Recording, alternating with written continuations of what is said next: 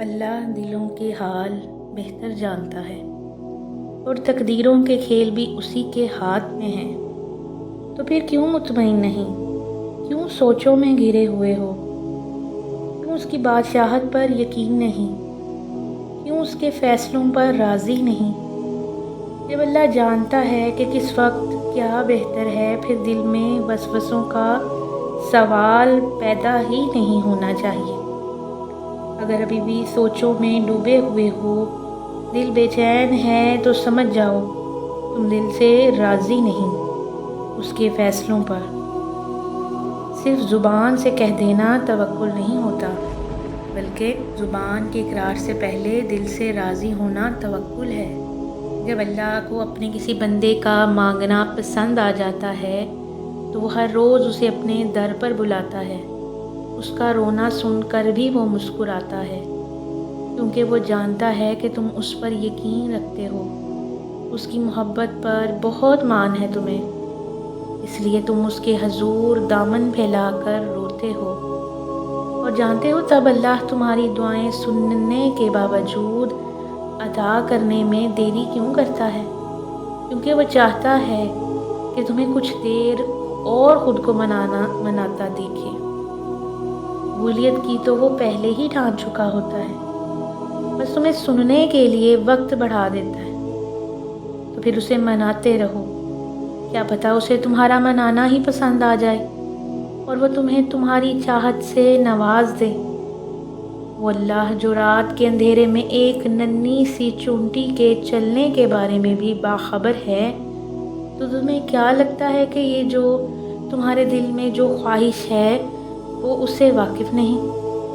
جب اللہ کو کسی انسان کا سجدہ کرنا پسند آ جاتا ہے نا، تب وہ خود ایسے اسباب بناتا ہے کہ انسان سجدہ کرنے پر مجبور ہو جاتا ہے۔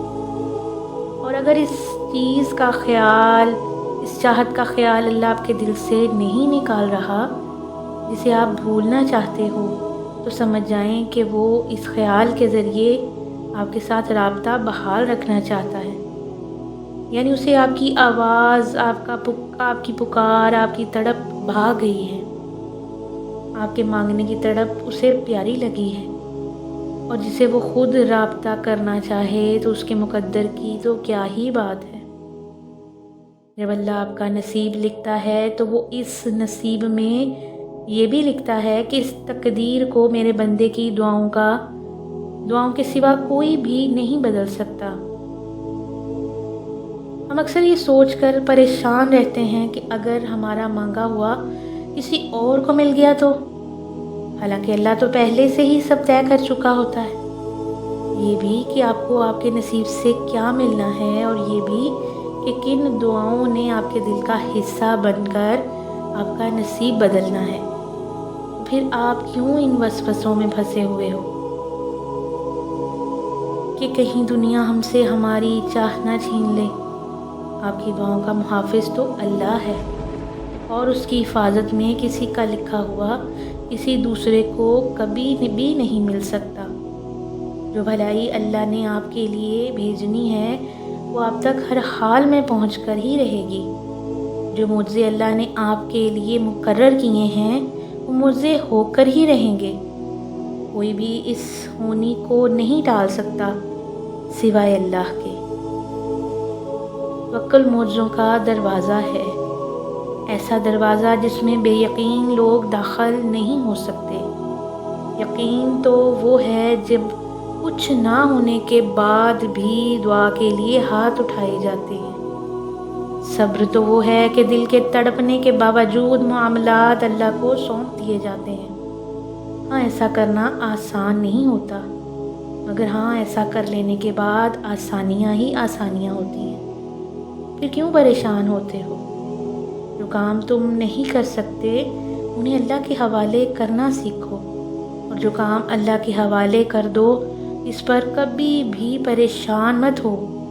ہاں، دعا ضرور مانگو، مگر نصیب سے مت لڑو، نعمتوں کو مت ٹھکراؤ، دعاؤں کی بے ادبی مت کرو، کیونکہ دعائیں ہمیشہ قبول ہوتی ہیں۔ پھر اللہ تو اتنا رحیم ہے کہ کافر کا بھی سوال رد نہیں کرتا۔ پھر وہ کیسے تمہارا سوال رد کر سکتا ہے؟ وہ کیسے تمہاری آواز کو انسنا کر سکتا ہے؟ جب تم اللہ کے فیصلوں پر سر جھکانا سیکھ جاتے ہو تو وہ پھر تمہیں اپنے کن سے نواز دیتا ہے۔ بس پھر تم ہوتے ہو اور اللہ ہوتا ہے، اور تمہاری جیت ہوتی ہے اور بدلتا ہوا مقدر ہوتا ہے۔